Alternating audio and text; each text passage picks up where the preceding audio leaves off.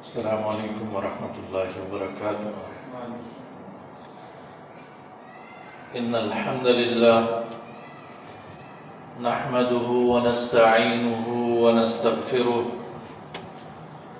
ونعوذ باللہ من شرور انفسنا ومن سیئات اعمالنا من يهده الله فلا مضل له ومن يضلل فلا هادي له أشهد أن لا إله إلا الله وحده لا شريك له وأشهد أن محمدا عبده ورسوله أما بعد فأعوذ بالله من الشيطان الرجيم بسم الله الرحمن الرحيم يا أيها الذين آمنوا كتب عليكم الصيام كما كتب على الذين من قبلكم لعلکم تتقون۔ بڑا ہی بابرکت مہینہ اللہ تعالیٰ نے مجھے اور آپ سب کو نصیب فرمایا ہے۔ اللہ تعالیٰ مجھے بھی اور آپ سب کو بھی اس سیزن سے زیادہ فائدہ اٹھانے کی توفیق عطا فرمائے۔ عبداللہ بن عمر رضی اللہ عنہما ایک سفر میں تھے، سخت گرمی تھی، وہاں پہ ایک چرواہے کو دیکھا، بکریاں چرا رہا تھا اور رمضان کا مہینہ بھی نہیں تھا۔ تو عبداللہ بن عمر رضی اللہ عنہما نے ان کو کھانے کی پیشکش کی، تو اس نے کہا کہ میرا روزہ ہے۔ تو صحابی نے کہا کہ اتنی شدید گرمی میں آپ نے روزہ رکھا ہے؟ تو انہوں نے فرمایا کہ میں یہ بہت تیزی سے گزرنے والی زندگی میں آخرت کی تیاری کر رہا ہوں۔ تو یہ دل کے اندر صحابی بڑا ان سے متاثر ہوا اور مزید اس کو آزمانے کے لیے کہنے لگا کہ مجھے ایک بکری دے دو، فروخت کر دو، ہم بھی کھا لیں گے اور آپ بھی کھا لو گے، نفلی روزہ توڑ دو گے، گرمی ہے۔ تو اس نے کہا کہ نہیں، میرے مالک کی طرف سے مجھے اجازت نہیں ہے۔ تو صحابی نے آزمانے کے لیے ان سے کہا کہ آپ کا مالک تو ادھر نہیں ہے، تم اسے کہہ سکتے ہو کہ بھیڑیے نے کھا لیا بکری کو۔ تو وہ روانہ ہوا اور کہہ رہا تھا کہ فَأَيْنَ اللَّهُ، تو پھر اللہ کدھر ہے؟ اللہ کدھر گیا ہے؟ اللہ تو موجود ہے نا، اللہ تو دیکھ رہا ہے۔ یعنی میں اپنے مالک سے جھوٹ بول کے کہہ دوں گا، لیکن اللہ تو دیکھ رہا ہے۔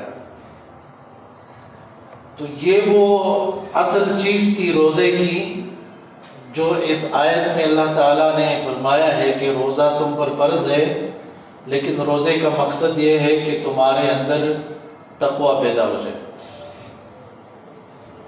اور تقوی اسی کو کہتے ہیں کہ آپ یہ جانتے ہو کہ میں جو دھوکہ فراڈ کر رہا ہوں، جو گناہ کر رہا ہوں، کسی کو اس کی پتہ نہیں ہے، کوئی نہیں سن رہا، کوئی نہیں دیکھ رہا، لیکن اس کے باوجود وہ غلط کام، وہ گناہ آپ نہیں کر رہے ہو، کیونکہ آپ کو یقین ہے کہ اللہ تعالیٰ دیکھ رہا ہے اور سن رہا ہے۔ یہ تقوی ہے جس کے بارے میں رسول اللہ صلی اللہ علیہ وسلم نے فرمایا کہ التقوی ہاں ہونا، ویشیر الی صدرہ ثلاث مرات، 3 مرتبہ اشارہ کیا، اللہ کا خوف، اللہ کا ڈر یہاں پہ ہوتا ہے، دل میں ہوتا ہے۔ تنہائی میں بھی انسان اللہ سے ڈرتا رہتا ہے۔ اسی لیے ابو ہریرہ رضی اللہ عنہ فرماتے ہیں کہ رسول اللہ صلی اللہ علیہ وسلم نے فرمایا روزہ ڈھال ہے. اب ڈھال انسان کو دنیا میں بچاتا ہے، تو انسان گناہوں سے بچتا ہے روزے کی وجہ سے، اور پھر اللہ تعالیٰ کے عذاب سے بچ جاتا ہے. تو اس لیے علماء نے کہا ہے کہ اگر ایک انسان کے لیے یہ روزہ گناہوں سے ڈھال نہیں بنا، گناہوں سے اس کو نہیں بچا سکا، تو عذاب سے بھی پھر نہیں بچا سکتا. تو ہمیں روزہ اس طرح گزارنا ہوگا جیسے کہ ہمارے پاس ایک ڈال ہے اور ہم ہر طرح کے گناہوں سے اپنے آپ کو اس سے بچا رہے ہیں. اور اس پہ پھر خاص طور پہ رسول اللہ صلی اللہ علیہ وسلم نے فرمایا کہ روزے کی حالت میں فضول قسم کی باتیں نہ کریں، لڑائی جھگڑے نہ کریں اور شور نہ کریں.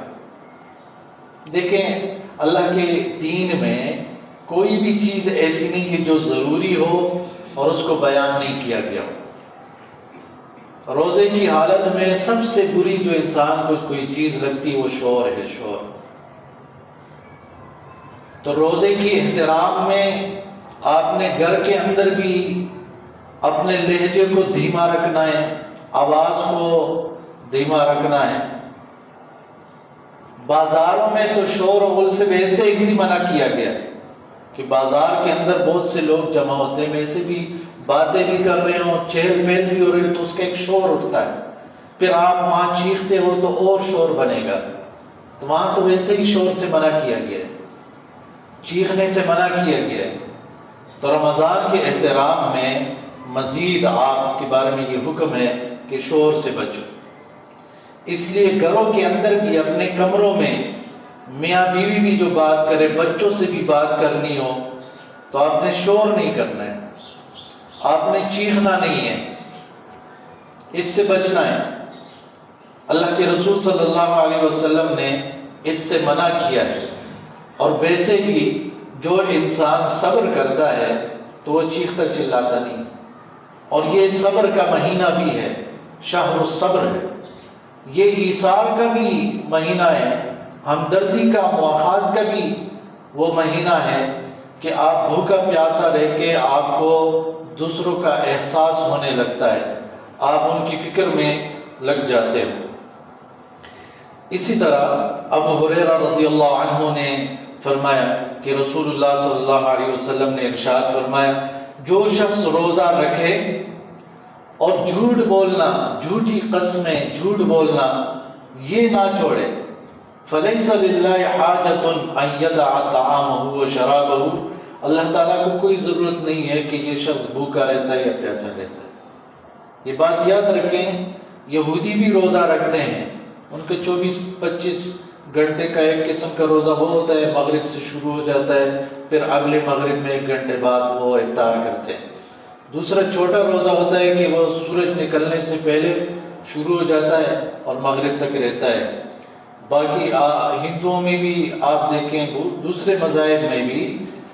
لیکن یہ جو مسلمانوں کا روزہ ہے یہ غیر مسلموں کے روزے کی طرح نہیں ہونا چاہیے، بلکہ صحابہ کرام فرماتے ہیں کہ رمضان کا جو مہینہ ہے اس کے جو دن ہے وہ باقی دنوں کی طرح بھی نہیں ہونے، یہ نہیں ہونی چاہیے باقی دنوں کی طرح.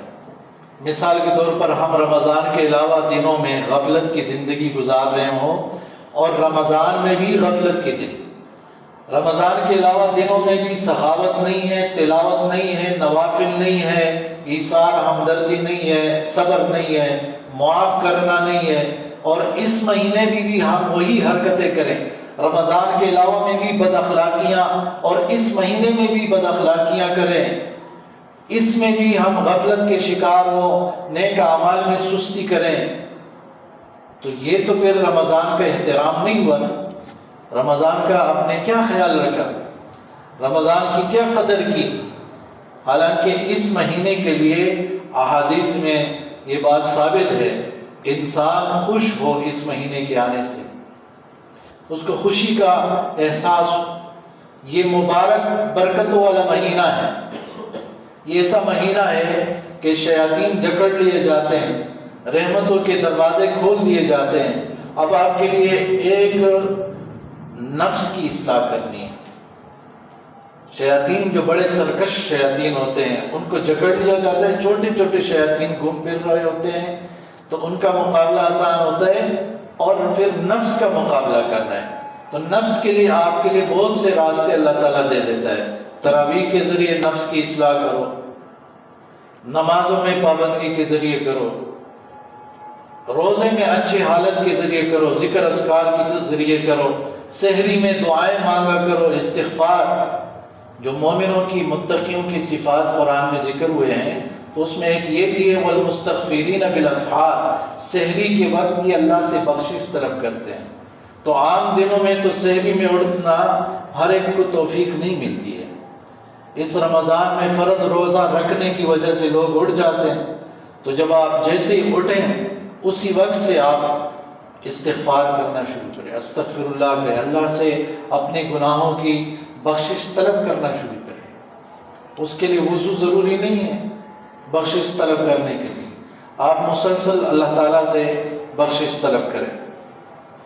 سلف صالحین میں سے جابر رضی اللہ عنہ کا ایک قول جو عبداللہ ابن مبارک رحمہ اللہ نے اپنی کتاب میں اور مصنف ابن ابی شیبہ میں بھی ذکر ہے، فرماتے ہیں جب آپ روزہ رکھیں تو کانوں کا بھی روزہ ہونا چاہیے اور آنکھوں کا بھی روزہ ہونا چاہیے، یعنی اس کو بھی حرام سے بچائیں، اپنے آپ کو حرام سے روکیں، اور جو آپ کے ماتحت ہیں ان پر ظلم کرنے سے اپنے آپ کو بچائیں۔ اور یہ جابر رضی اللہ عنہ کی قول ہے کہ پرسکون رہو اور پروقار رہو۔ دیکھیں آپ جانتے ہیں صحیح احادیث سے ثابت ہے، آپ وضو کرتے ہیں گھر پہ یا مسجد میں، جماعت کھڑی ہے، آپ بھاگ کے نہیں آ سکتے ہو، دوڑ کے نہیں آ سکتے ہو، فرمایا کہ سکون اور وقار سے، فرض نماز کے لیے آ رہے ہو لیکن فرمایا کہ سکون اور وقار سے۔ تو کیا یہ اچھا طریقہ ہے کہ جیسے ہی اذان ہوتی ہے اور افطاری پر لڑائی جھگڑے شروع ہو جائیں؟ بہت سے لوگ افطار کی دعوتیں رکھتے ہیں، اس میں وہ افراتفری ہوتی ہے کہ جیسے عبادت کی جگہ عام پارٹی چل رہی ہے۔ تو یہ سکون اور وقار کا مظاہرہ کرنا چاہیے، یہ افطار بھی ایک عبادت ہے، یہ صرف کھانا پینا نہیں ہے، کیونکہ رسول اللہ صلی اللہ علیہ وسلم نے فرمایا للصائم فرحتان، روزہ دار اس کے لیے دو خوشیاں ہیں، ایک جب وہ افطاری کرتا ہے اور اسی طرح اللہ تعالیٰ سے راضی ہوتا ہے، تو اللہ کی رضا ہے اس میں، یہ دعاؤں کی قبولیت کا وقت ہے۔ اس لیے آپ کہتے ہیں ذهب الظمأ وابتلت العروق وثبت الاجر انشاءاللہ، دونوں باتیں کہ پیاس بھی بجھ گیا، رگیں تر ہو گئی اور اجر بھی ثابت ہو گیا انشاءاللہ۔ تو اس لیے حدیث میں آتا ہے رسول اللہ صلی اللہ علیہ وسلم کا فرمان مبارک ہے، کچھ لوگ روزہ رکھتے ہیں لیکن ان کو سوائے بھوکے رہنے اور پیاسا رہنے کے کچھ نہیں ملتا ہے۔ تو اللہ تعالیٰ مجھے اور آپ کو اس انجام سے بچائے کہ ہم بھوکے رہیں، سارا دن بھوکے رہیں، سارا دن پیاسے رہیں اور اللہ کے نزدیک ہمیں ثواب نہ ملے۔ اس لیے یہ مسئلہ علماء نے بیان کیا ہے، کتابوں میں لکھا ہوا ہے کہ جس طرح کھانے پینے سے روزہ ٹوٹ جاتا ہے، تو اگر آپ غیبتیں کرتے ہو، جھوٹ بولتے ہو، گناہ کرتے ہو تو روزے کا ثواب ٹوٹ جاتا ہے۔ دنیا میں آپ سے کوئی یہ نہیں کہے گا کہ بس آپ نے جھوٹ غیبت کر دی، آپ نے جھوٹ بول دیا، اب رمضان کے بعد آپ روزہ رکھو گے، لیکن ثواب آپ نے ضائع کر دیا۔ یہاں تک کہ رسول اللہ صلی اللہ علیہ وسلم نے فرمایا اگر کوئی آپ سے لڑائی جھگڑا بھی کرے تو فَلْيَقُلْ إِنِّي صَائِمٌ، آپ ان سے کہو میرا روزہ ہے۔ اب یہاں پہ دل بہت مجبور کر رہا ہوگا، نفس آپ کو مجبور کرے گا کہ بدلہ لو، غیرت دکھائے گا آپ کو، یہ باتیں سنا رہے تو خاموش ہے، اس طرح کے وسوسے ڈالے گا، لیکن یہیں پر امتحان ہوگا۔ رسول اللہ صلی اللہ علیہ وسلم نے فرمایا کہ اس بندے کو چاہیے کہ یہ کہے کہ میں روزے سے ہوں، میں آپ کو ابھی آپ کی گالی پہ جواب نہیں دوں گا، میں تم سے نہیں لڑوں گا۔ جس طرح وہ آدم علیہ السلام کا بیٹا جو اللہ سے ڈرنے والا تھا تو اپنے بھائی سے کہا کہ تو میرے اوپر ہاتھ اٹھائے گا، میں تیرے اوپر ہاتھ نہیں اٹھاؤں گا۔ اللہ تعالیٰ عمل قبول فرماتا ہے اس شخص سے جس کے اندر تقویٰ ہو۔ انما یتقبل اللہ من المتقین، یہ اس نیک بیٹے نے کہا تھا۔ تو اس طرح بننا ہے۔ مسلمانوں نے بھی، رسول اللہ صلی اللہ علیہ وسلم نے بھی فرمایا تھا کن کا خیر ابن آدم، آپ آدم علیہ السلام کے دو بیٹوں میں جو بہترین بیٹا تھا اس کی طرح بن جاؤ، ایسا بھائی بن جاؤ، ایسا مسلمان بن جاؤ، ایسا نیک بندہ وہ بن جاؤ۔ ابو ذر رضی اللہ عنہ فرماتے ہیں، حدیث ہے کہ جب آپ کا روزہ ہو تو جس قدر آپ سے ہو سکے احتیاط کریں۔ ابو ہریرہ رضی اللہ عنہ مسجد میں بیٹھا کرتے تھے۔ سلف صالحین بہت سے ایسے ہیں کہ وہ روزے کی حالت میں مسجد میں بیٹھنے کا زیادہ اہتمام کرتے تھے، یا پھر گھر پہ رہتے تھے، بغیر ضرورت کے نہیں نکلتے تھے۔ یہاں تک میں آپ کو سمجھانے کے لیے کہہ رہا ہوں، امام مالک رحمہ اللہ، آپ لوگوں نے بہت مرتبہ نام سنا ہے، بڑے عظیم عالم وہ گزرے ہیں۔ موطا امام مالک کے نام سے احادیث کی کتاب ہے ان کی، ابھی تک پڑھی جاتی ہے۔ تو جب رمضان کا مہینہ شروع ہو جاتا تھا تو وہ لوگوں کو علم سکھایا کرتا تھا، درس حدیث دیتا تھا اور بہت سے علوم سکھایا کرتا تھا۔ وہ درس حدیث بھی چھوڑ دیتا تھا۔ بہت سے علماء جو فتوے دیتے تھے، فتوے چھوڑ دیتے تھے، اور وہ کہتے کہ یہ مہینہ تلاوت کا اور نوافل کا مہینہ ہے، ہم زیادہ سے زیادہ قرآن کی تلاوت کریں۔ اب آپ دیکھیں میری اور آپ کی حالتیں دیکھیں، یہ درس حدیث کتنا بڑا اجر کا کام ہے، کتنا نیک کام ہے، لوگوں کو فتوے دینا کتنا بڑا کام ہے، لیکن اس کو چھوڑ دیتے تھے۔ کس لیے کہ یہ قرآن کا مہینہ ہے، شہر رمضان الذی انزل فیہ القرآن، زیادہ سے زیادہ ہم اس میں قرآن کی تلاوت کریں گے۔ اس لیے آپ دیکھیں صحابہ کرام اور اسی طرح تبع تابعین اور اتباع تابعین اس مسئلے کو سمجھے تاکہ ایسا نہ ہو ادھوری بات جو ہے نا اس کی وجہ سے مسائل پیدا ہو جاتے ہیں۔ عام طور پہ مسئلہ یہ ہے، صحابہ کرام 3 دن سے لے کر 40 دن کے درمیان قرآن کی ختم کرتے تھے تلاوت، یعنی کوئی 3 دن میں، کوئی 7 دن میں، کوئی 10 دن میں، کوئی 14 دن میں، کوئی 30 دن میں اور کوئی 40 دن میں۔ یہ آخری حد تھی ان کی، آخری لمٹ۔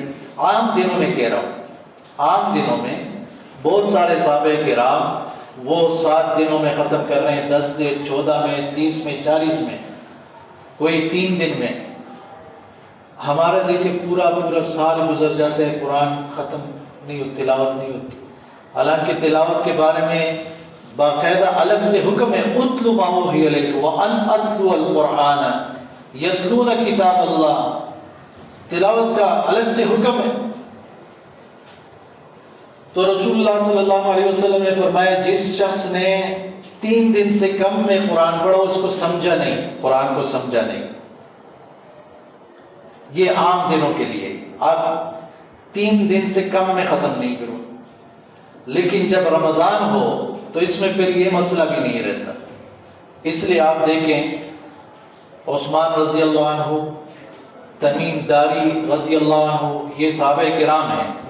پھر علماء میں امام نخعی، امام شافعی، قتادہ رحمہ اللہ، اور صحابہ میں عبداللہ بن زبیر رضی اللہ عنہ، علماء میں سعید بن جبیر رحمہ اللہ، یہاں تک کہ موجودہ دور تک بھی وہ ایک رات میں یا ایک دن میں قرآن ختم کر لیتے تھے۔ اور 3 دن کا تو اتنا یعنی شمار سے باہر کے وہ میں آپ کو حوالے دے سکتا ہوں کہ وہ 3 دن میں قرآن ختم کرتے تھے، اور ایک دن یا ایک رات کے لیے بھی بے شمار حوالے جات موجود ہیں۔ یعنی اس کا مقصد کیا ہوا کہ جیسے عام طور پہ کہا گیا ہے سورج نکلتے وقت اور سورج غروب ہوتے وقت نماز نہیں پڑھو، صحیح ہے نا؟ سورج نکلتے وقت سورج غروب ہوتے وقت نماز نہیں پڑھو، لیکن جب آپ مسجد میں داخل ہوتے ہو تو اس کے لیے پھر یہ مسئلہ نہیں ہے. جب بھی مسجد میں داخل ہو تو 2 رکعت تحیۃ المسجد پڑھ کے بیٹھو. اسی طرح آپ نے طواف کیا، طواف کے بعد 2 رکعت پڑھنی ہوتی ہے، تو اس میں بھی یہ نہیں دیکھنا کہ سورج طلوع ہو رہا ہے یا غروب ہو رہا ہے، یہ مکروہ وقت ہے، مکروہ وقت اس کے نہیں ہے، کیونکہ یہ سبب کی نماز. تو اسی طرح قرآن عام دنوں میں آپ 3 دن سے کم میں ختم نہ کرو، لیکن جب رمضان کا مہینہ ہے تو آپ 1 دن میں بھی ختم کر سکتے ہو، 1 رات میں بھی ختم کر سکتے ہو. اور اس پر صحابہ کرام کی میں نے آپ کو مثالیں بیان کر دی. اسی طرح ایک اور مسئلے کی طرف جو ہے نا توجہ بہت ضروری ہے. جیسے میں نے آپ سے کہا کہ شور کرنا، اس سے بہت اجتناب ضروری ہے، لڑائی جھگڑے ان سے بچنا ہے. بخاری کے اندر ایک حدیث اور وہ میرے اور آپ سب کے لیے، وہ اس حوالے سے ہیں. عبداللہ بن مسعود رضی اللہ عنہ فرماتے ہیں جب کسی کا روزہ رکھنے کا ارادہ ہو تو چاہیے کہ وہ بالوں میں تیل لگائے اور کنگھی کرے. مقصد اس کا کیا ہے؟ یعنی وہ یہ ثابت نہ کرے، یہ اپنے آپ کو یہ نہ دکھائے کہ بڑا مشکل روزہ ہے، بڑا مجھے پریشان کر دیا ہے، سخت پیاس لگی ہوئی ہے، سخت بھوک لگی ہوئی ہے. اور ہمارے ہاں تو لوگ آگے اس سے بھی آگے بڑھ، تھوڑی سی بات ہوتی ہے روزہ کا دماغ مخرب ہو، دماغ نہیں کہو میرا. اب روزہ ہے تو اس کا کیا مطلب ہے کہ آپ کے لیے لڑائی کے جھگڑوں کا ایک سبب بن گیا؟ یہ حدیث یاد رکھے، ہمیشہ اس حدیث کو یاد رکھے، عبداللہ بن مسعود رضی اللہ عنہ کے اس قول کو. صحابہ کرام اس بات کو سخت ناپسند کرتے تھے کہ کوئی جو ہے نا روزے کی وجہ سے کمزوری دکھائے، بلکہ وہ تمنا کرتے تھے کہ کاش روزے گرمیوں میں آ جائے. سردیوں کے روزے ان کو اتنے پسند نہیں تھے جتنے گرمیوں کے روزے پسند تھے. یہی تو اللہ کے لیے ایک عمل ہے جو آپ ثابت کر رہے ہو. کسی کو پتہ بھی نہیں ہو آپ کو بہت پیاس لگی ہے، بھوک لگی ہے، کچھ بھی ہے، لیکن آپ اس روزے میں اپنی عبادات کر رہے ہو. انہوں نے جہادیں بھی کی روزے کی حالت میں. اسی طرح ایک اور مسئلہ وہ ذہن میں رکھیں کہ جب آپ افطاری کرتے ہیں تو اس بات کا بھی اہتمام کرنا چاہیے کہ لوگوں کے لیے افطار کا بندوبست کریں. ایک بہت ہی بہترین عمل کی طرف اب آپ کی توجہ دلاتا ہوں، اللہ کی رضا کے لیے ہو اور صحیح جیسا آپ افطار کرتے ہیں ان کو افطار دے دو. اگر آپ کی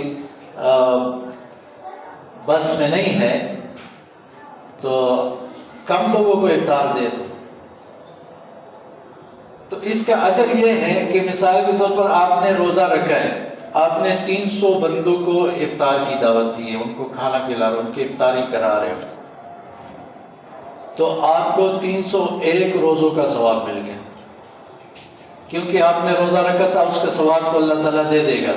لیکن جتنے زیادہ لوگوں کو آپ افطار کرا رہے ہو اتنے زیادہ آپ کو روزوں کا ثواب بھی اس کے ساتھ ساتھ مل رہا ہے. تو یہ افطاری کرانا یہ ایک بہت ہی عظیم عمل ہے. اور یہ بات بھی یاد رکھیں کہ چونکہ یہ روزہ کسی کو پتہ نہیں چلتا کس کا روزہ ہے کس کا نہیں ہے. کوئی بھی جو ہے نا اس میں گڑبڑ کر سکتا ہے کہ نہیں.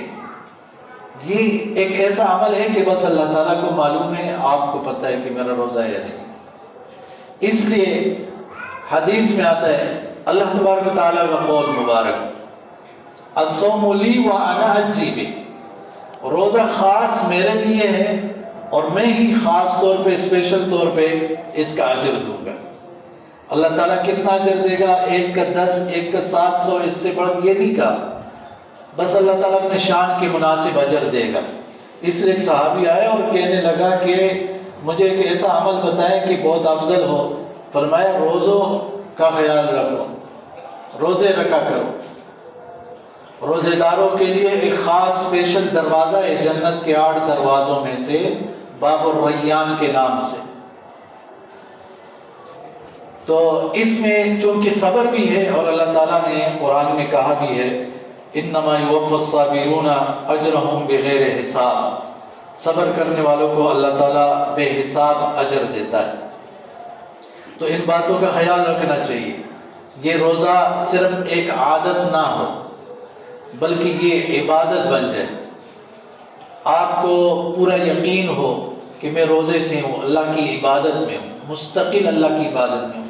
سلف صالحین فرماتے ہیں کہ اگر آپ غیبت نہیں کر رہے ہو، جھوٹ وغیرہ نہیں بول رہے ہو، آپ خاموش بیٹھے ہو، بلکہ یہاں تک آئے کہ آپ سو رہے ہو روزے کی حالت میں، نماز سے نہیں کہ نماز سے غافل ہو، آپ اپنی نمازیں پڑھ کے آپ سو رہے ہو تو بھی آپ عبادت میں ہو۔ سوچیں نا اس چیز کو، سحری سے یہ عبادت شروع ہو جاتی ہے، افطاری تک یہ عبادت جاری رہتی ہے۔ اس دوران آپ بازار میں ہو پھر بھی عبادت میں ہو، آپ اس دوران بیٹھے ہوئے ہو، لیٹے ہوئے ہو، یہاں تک کہ سو جاتے ہو پھر بھی عبادت میں ہو۔ اتنا عظیم عمل ہے۔ تو حدیث مبارک میں یہ بھی آتا ہے کہ من لم یجمع الصیام قبل الفجر فلا صیام له، جو اپنے دل کو پوری طرح متوجہ نہ کرے روزے کے لیے صبح ہونے سے پہلے تو اس کا روزہ نہیں ہوتا۔ اس بات کو سوچیں، یعنی جب آپ سحری کرتے ہیں تو پوری توجہ کے ساتھ کہ یہ جو میں کھانا کھا رہا ہوں روزہ رکھنے کے لیے، ایک عبادت کے لیے یہ میں کھا رہا ہوں۔ بہت سے لوگ وہ کوئی سحری کرتا نہیں ہے، کوئی بس اٹھ کے دو چار نوالے کہا کہ وہ لیٹ گیا، نماز بھی چلی گئی۔ تو عادت نہیں ہونی چاہیے، یہ عبادت بن جانی چاہیے۔ اللہ تعالیٰ مجھے بھی اور آپ سب کو توفیق عطا فرمائے۔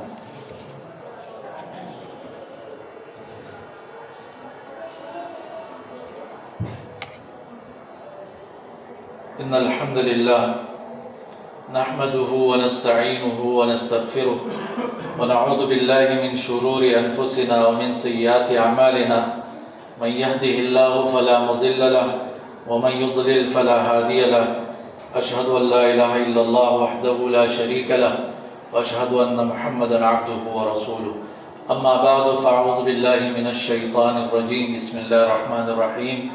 اللہ نزل احسن الحدیث کتابا متشابہا مثانیہ تقشعر منہ جلود الذین یخشون ربهم ثم تلین جلودهم وقلوبهم الى ذکر اللہ۔ اللہ تعالیٰ نے قرآن میں فرمایا ہے کہ ایسی کتاب نازل کی ہے، ملتی جلتی آیتیں ہیں اس کی، بار بار پڑھی جاتی ہے، اور اس کتاب سے مومنوں کے رونگٹے کھڑے ہو جاتے ہیں۔ سورہ انفال میں ہے کہ سن کے ان کا ایمان بڑھ جاتا ہے، اور ڈر کے بعد پھر ان کے ثم تلین جلودہم وقلوبہم، ان کے چمڑے بھی اور ان کے دل بھی اللہ کی یاد کے لیے نرم ہو جاتا ہے۔ یہ وہ اللہ کی ہدایت ہے جس کی اللہ جس کو چاہے توفیق عطا کرے، یہ قرآن میں ذکر ہے۔ تو میرے بھائیوں، جبریل علیہ السلام رمضان میں، ہر رمضان میں نازل ہوتے تھے، رسول اللہ صلی اللہ علیہ وسلم کو قرآن سناتے تھے، اور رسول اللہ صلی اللہ علیہ وسلم خود بھی ان کو قرآن سناتے تھے۔ جس رمضان کے بعد رسول اللہ صلی اللہ علیہ وسلم فوت ہو گئے تھے، اس رمضان میں 2 مرتبہ قرآن ختم کیے، اس طریقے سے کہ جبریل علیہ السلام بھی سنا رہے ہیں، رسول اللہ صلی اللہ علیہ وسلم بھی سنا رہے ہیں۔ تو رمضان میں ہمارا سب سے بڑا جو کام ہونا چاہیے وہ قرآن کی تلاوت، کثرت سے تلاوت کریں۔ قریب زمانے تک یہ عمل جاری تھا، اب موبائل اور ان چیزوں کی وجہ سے آہستہ آہستہ ختم ہوتا جا رہا ہے۔ تو یہ ہمت کرے 4-5 مرتبہ تو قرآن ختم کرے کم سے کم۔ رسول اللہ صلی اللہ علیہ وسلم صحابہ کرام سے یعنی صرف تلاوت نہیں کہ سنتے بھی تھے صحابہ کرام سے۔ سالم رضی اللہ عنہ، ابو موسیٰ اشعری رضی اللہ عنہ، عبداللہ بن مسعود رضی اللہ عنہ، یہ تلاوت میں بڑے ہی خوش الحان تھے، بڑے اچھی آواز میں تلاوت کیا کرتے تھے، اور رسول اللہ صلی اللہ علیہ وسلم کی تلاوت خاص طور پہ سنا کرتے تھے، بلکہ بعض اوقات عائشہ رضی اللہ عنہ کو بھی وہ سناتے تھے۔ یہ صحابہ گھر میں تلاوت کرتے اور عائشہ رضی اللہ عنہ وہ سنا کرتی باہر سے۔ تو قرآن کے ساتھ ایک خاص تعلق یہ بنائے رکھنا یہ بہت ضروری ہے۔ اور دوسرا عمل اس میں جو آگے آپ لوگ اعتکاف کے لیے تیاری کریں، قیام اللیل کی اس کی فکر کریں، پھر لیلۃ القدر آگے اعمال آ رہے ہیں، اور پورے رمضان میں یہ حدیث بھی ذہن میں رکھیں کہ رسول اللہ صلی اللہ علیہ وسلم کے بارے میں صحابہ فرماتے ہیں کہ رمضان میں آندھی کی طرح سخاوت کیا کرتے تھے۔ جس طرح آندھی آتی ہے ہر چیز کو اٹھا کے لے جاتی، تو آندھی کی طرح سب کچھ لٹا دیتے تھے، سب کچھ قربان کرتے تھے، سب کچھ اللہ کے راستے میں خرچ کیا کرتے تھے، یعنی بہت زیادہ خرچ کیا کرتے تھے۔ ہم اتنا تو نہیں کر سکتے ابوبکر صدیق رضی اللہ عنہ کی طرح، لیکن کم سے کم اس مہینے میں بیٹھ جائیں، اپنے زکوٰۃ کا حساب لگائیں، کتنا زکوٰۃ بنتا ہے، زکوٰۃ ادا کریں، عام صدقہ خیرات کریں، اور زکوٰۃ دیں تو لوگوں کو امیر بنا دیں۔ یہ نہیں کہ 200 روپے ایک کو دے رہے، زکوٰۃ تقسیم ہو رہی، 400 روپے 500 روپے دے رہے۔ کسی ایک شخص کو زکوٰۃ دے دو، وہ اگلے سال زکوٰۃ سے نکل جائے، پورا سال وہ اس پہ کچھ کام شروع کرے۔ یہ نہیں کہ ہمارے معاشرے میں جیسے ہو رہا ہوتا ہے 20 سال سے جو زکوٰۃ لے رہا ہے 20 سال بعد بھی وہ لے رہا ہے، وہ بدلتے نہیں، کیونکہ کوئی 500 دے رہا ہے، کوئی 400 دے رہا ہے، اس کے حالات ہی نہیں بدل رہے، تو اس کو نکالو، اس کے لیے کوئی کام اس سے شروع کرواؤ۔ اللہ تبارک و تعالی مجھے بھی اور آپ سب کو توفیق عطا فرمائے کہ ہم قرآن و سنت سیکھیں، اس کا حق ادا کریں، اس کو سمجھیں، عمل کریں، اور رمضان کے اس بابرکت مہینے کے احترام میں اس کو اپنی زندگی کا بہترین رمضان بنا دیں، زیادہ سے زیادہ اس میں عبادات کرے، تلاوت کرے اور سخاوت کرے، دعائیں مانگے، سحری کے وقت، افطاری کے وقت زیادہ سے زیادہ دعائیں مانگا کرے۔ اقول قولی ھذا استغفر اللہ لی ولکم۔